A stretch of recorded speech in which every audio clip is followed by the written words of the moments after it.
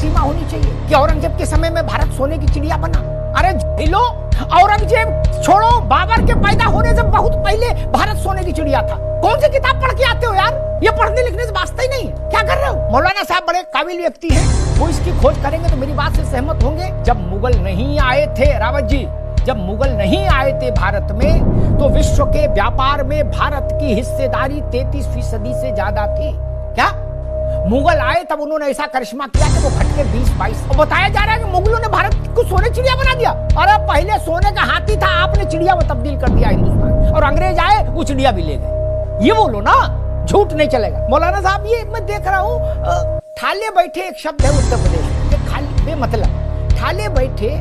सपा और कांग्रेस में कंपटीशन शुरू हो गया कि औरंगजेब का बड़ा आशिक कौन। नहीं, हीर रांझा टाइप कंपटीशन चल रहा है।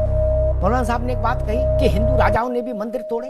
मैं आपकी बात का प्रतिवाद नहीं करूंगा, लेकिन बिल्कुल अद्भुत बात कहता हूँ। हाँ, तोड़े होंगे हिंदू राजाओं ने भी। बहुत सी नगर पालिकाएं अभी भी मंदिर हटा रही होंगी सड़क बनाने के, लेकिन हमारी लड़ाई भाव को लेकर है मौलाना साहब, भाव को लेकर। आप भारत माता के माथे पर लात रख के खड़ा होना चाहते थे, इसलिए हम आपके विरुद्ध खड़े हुए। मंदिर तोड़ा या नहीं तोड़ा ये इतना बड़ा विषय नहीं। आपने अयोध्या, मथुरा, काशी ही क्यों चुने? वो आपके प्लाट था? नहीं। वो आपकी हवेली थी? नहीं। आपको वहां महल बनाना था? नहीं। वहां कोई कारोबार होता था? नहीं। वहां से भारत की सत्ता चलती थी? नहीं। आप क्यों गए अयोध्या, मथुरा, काशी? इसलिए हजारों साल का दंश। मौलाना साहब, इसको नगर पालिका से तुलना मत करिए, माफ करिएगा, मैं आपका बहुत एहतराम करता हूँ, लेकिन नगर पालिका का विषय नहीं है कि मुलायम सिंह के समय हटाया गया कि कल्याण सिंह के समय हटाया गया, विषय नहीं। ये मन पर चोट है, ये आत्मा पर चोट है। कहा गया औरंगजेब ने बहुत भारी, कौन कह रहा था कि वो 1 रुपया नहीं लेता।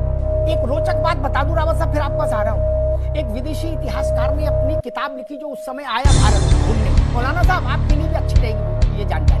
क्या झूठ निकले तो मुझे सजा दीजिए। उसने लिखा कि जब इसको वहां भेज दिया गया महाराष्ट्र कि भाई तुम देखो समझो अपनी ताकत इकट्ठी करो, तो औरंगजेब को एक सलाहकार मिल गया मौलाना साहब। उसने कहा कि तुम्हें तो जिले इलाही बनना ही बनना है, तो अपनी फौज बढ़ाओ। तो बोले फौज के लिए तो पैसा नहीं है। बोले पैसे के उपाय हम बताए दे रहे, जिनको बता रहे ना कि ये जिंदा फकीर है। जिंदा फकीर कहते हैं ना मौलाना साहब इनको, है ये क्या है समझ लीजिए। बोले सारे इलाके के फकीरों को दावत पे बुला लो। बोले उनके पास जितना माल है उनके लवादे में रहता है। क्या बुला लिया, और जब खाना खा लिए सब फकीर और बोल दिए कि खुश रहो बेटा, तरक्की करो, तो औरंगजेब ने गेट बंद कराया। बोले सारे लोगों के कपड़े उतार लिए जाएं और इनको नए कपड़े दिए जाएं। क्या, और सारा माल मत्ता अंदर कर लिया, फकीरों का भी। मौलाना साहब जिनको ये बता रहे कि उनने 1 रुपया कभी नहीं लिया, उनने फकीरों के भी सब पैसे ले लिए।